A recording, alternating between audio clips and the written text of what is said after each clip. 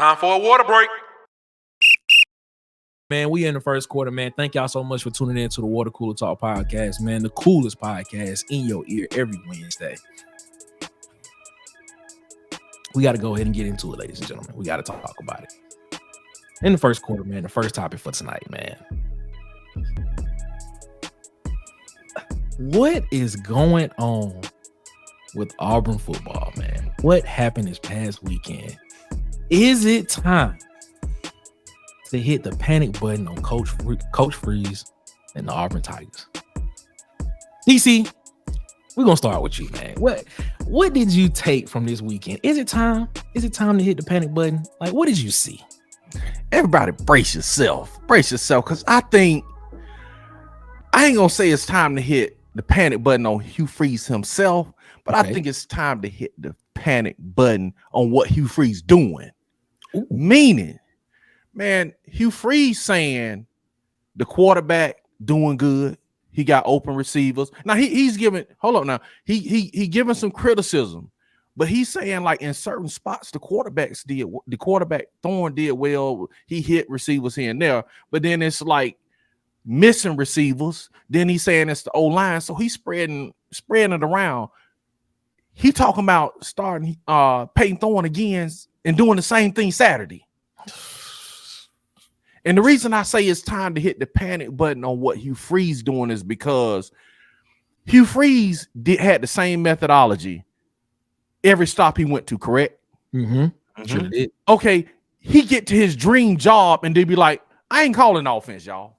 What sense do that make, man?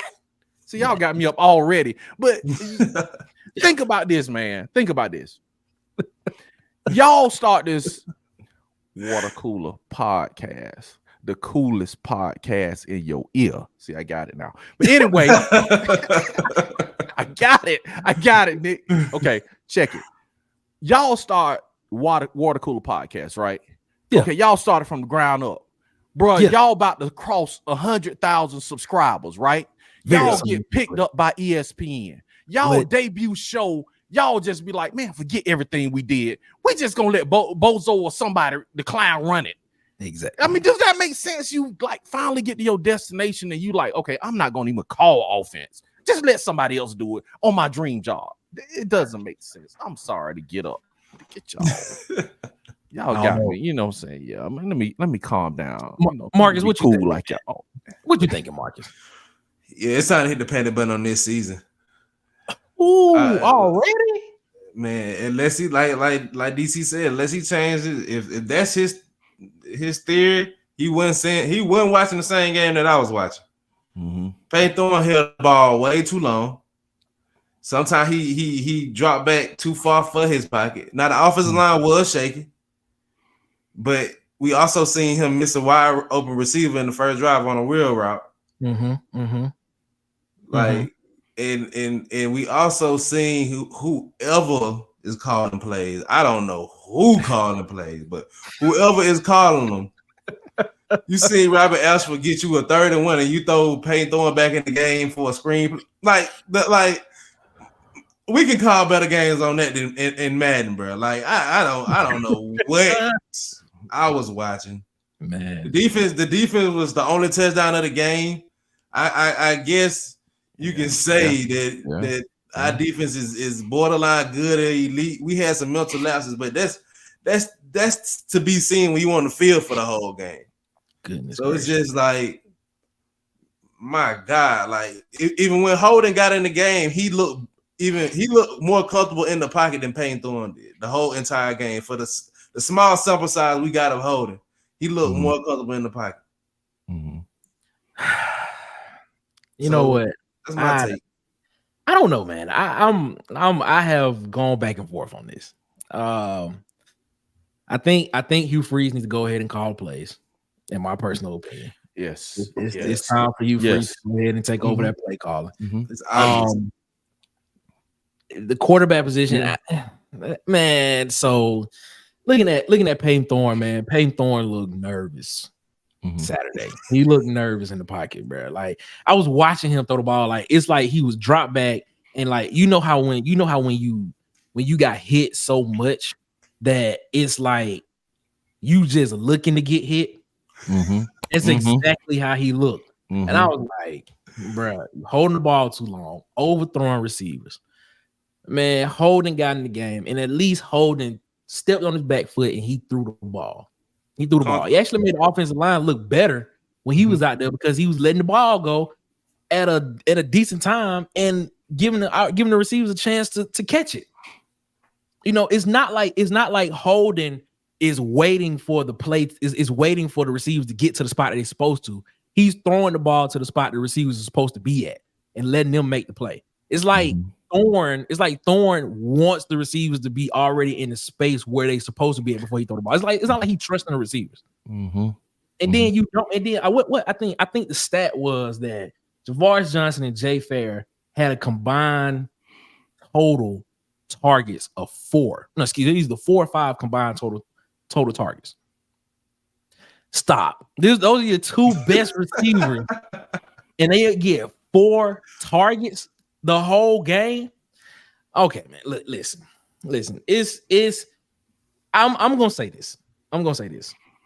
Auburn has a chance to come in next week, and I think because of what the defense can do, they have a chance to stay in the game with Georgia because I don't think Georgia's that good on. I don't think Georgia's that good on offense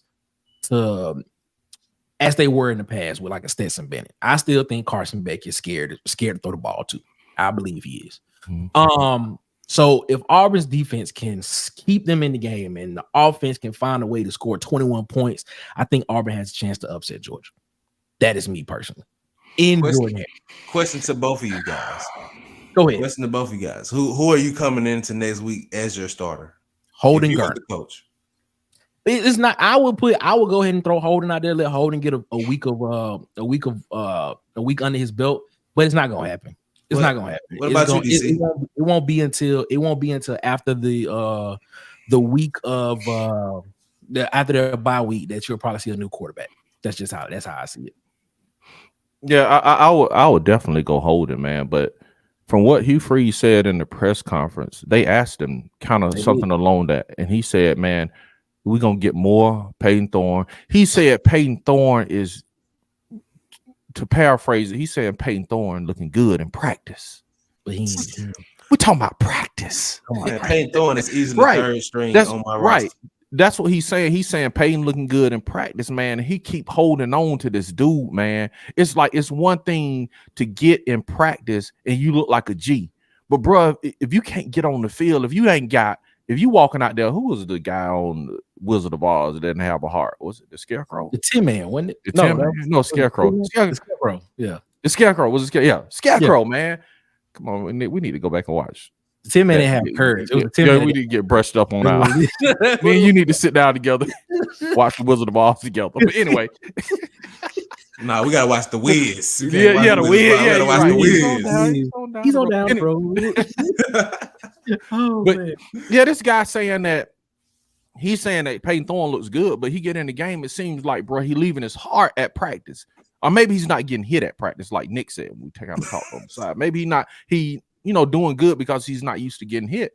But man, this dude getting in the game, he not carrying his courage, man. So you can't keep going with a guy, man, that's not bringing his courage on the field, man. Give me Holden, man, and let's just build him up. Yeah, let him get his reps, let him get his lumps, and let's go through the season. But I'll say this before I pass it off. I think it's going to be a lot of the same throughout the whole season. The reason I say that is because Hugh Freeze said he doesn't even jive with the terminology. He can't change the terminology because they running somebody else's terminology. Yeah. So that's why he's saying he can't really jump in, because he said it'll be confusing to the players if he start jumping in using the terminology he's used to. So they got to ride it out, man. They got to ride this out. Yeah, I'm under the belief, especially in college football, a team is who they are by week 4, week 5. That's who they're gonna be for the rest of the season. Unless Auburn makes a change now at quarterback and they make huge improvements this coming week, I fear this is what Auburn's gonna be for the rest of the season. I was gonna say, like, for the quarterback I would take into this week will be Robert Ashford. The reasons why is because Georgia a big game. I still want to go out and try to win that. And I'm just run the football. I'm gonna go with what I know. Okay. Okay. You have a better chance. They need to just, bro, at this point, it looked like they the same team when Cadillac took over. It looked like they can run the ball, but they just can't. It looked like we the same team, dude. Basically. We can run the ball, but we can't throw it. Basically, with a little bit of an upgrade on the offensive line. Yes, that's what it looks like to me. Yes, it's exactly what it looks like to me. Yes. But I don't know, man. This is baffling to me because I mean, like, it was so much hype going. Excuse me. So much hype going into the season about this Hugh Freeze offense, what Hugh Freeze is gonna do. You know I predicted Auburn to win 9 games this season. I don't know about that now, unless we just see some drastically different. Unless there's just something just drastically different from this week, like a QB change. I don't know, man. I'm not too confident on my preseason predictions. How y'all feel about that? A little nervous about mine as well. Let's Payne Thorne turn into Tim Tebow.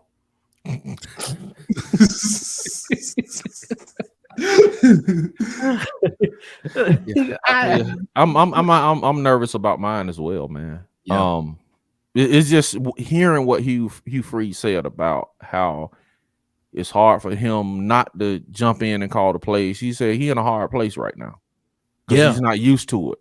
But it's like, dude, you shouldn't have given the whole car to somebody, man. Give it a half a car partial where it's like, leave me room where I can jump in here like Gus did.